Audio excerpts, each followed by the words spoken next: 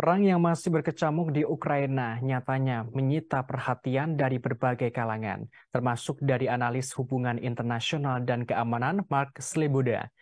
Ia mengungkapkan keterlibatan Barat dalam perang itu menunjukkan Barat tak ingin terkalahkan.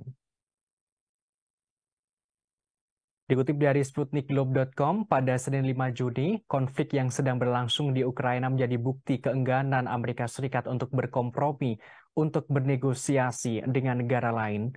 Selama beberapa bulan terakhir, Amerika Serikat dan sekutunya telah menunjukkan kesediaannya untuk memperpanjang konflik Ukraina selama mungkin. Mereka penuh semangat Ukraina.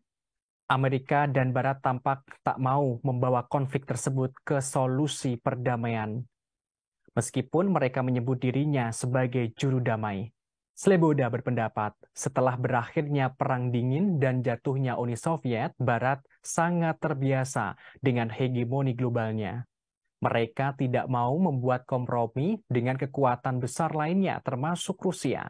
Ia memperhatikan bagaimana Amerika Serikat telah mengerahkan militernya di seluruh dunia. Amerika Serikat juga menargetkan negara lain dengan sanksi selama beberapa dekade.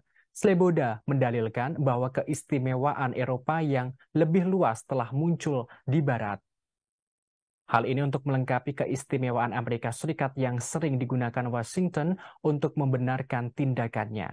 Analis menyarankan bahwa keadaan ini pada dasarnya adalah sisa yang tertinggal dari bencana geopolitik yang merupakan dekade momen unipolar Amerika Serikat. Sementara itu, Presiden Rusia Vladimir Putin mengaku Rusia ditipu dengan olah NATO dan Ukraina. Hal ini disampaikan Kepala Negara dalam wawancara dengan Direktur Jenderal Badan Inisiatif Strategis Svetlana Chubseva di ruang kreatif Zotov Center Moskow pada Selasa 30 Mei. Rilis wawancara ini termuat dalam laman resmi Istana Kremlin, Rusia. Topik dari wawancara itu terkait dengan pendapat Putin soal serangan drone Ukraina ke ibu kota Rusia, Moskow. Dalam momen itu, Putin menceritakan bahwa perseteruan Rusia dan Ukraina sebenarnya sudah lama. Putin menerangkan wilayah Ukraina hampir dikuasai sejak awal oleh orang-orang yang dipimpin oleh Barat. Menurutnya, mereka tidak hanya melawan Rusia, tetapi juga menciptakan anti-Rusia di wilayah itu. Putin menjelaskan sebenarnya sejak awal merdeka, Ukraina menyatakan diri sebagai negara netral. Diungkapkan bahkan hal ini tertulis dalam deklarasi kemerdekaan Ukraina. Putin berujar secara bertahap Ukraina justru ingin bergabung dengan NATO. Kepala negara Rusia mengatakan NATO merupakan sebuah organisasi yang memusuhi Rusia, dibentuk semata-mata untuk memerangi Uni Soviet dan Rusia.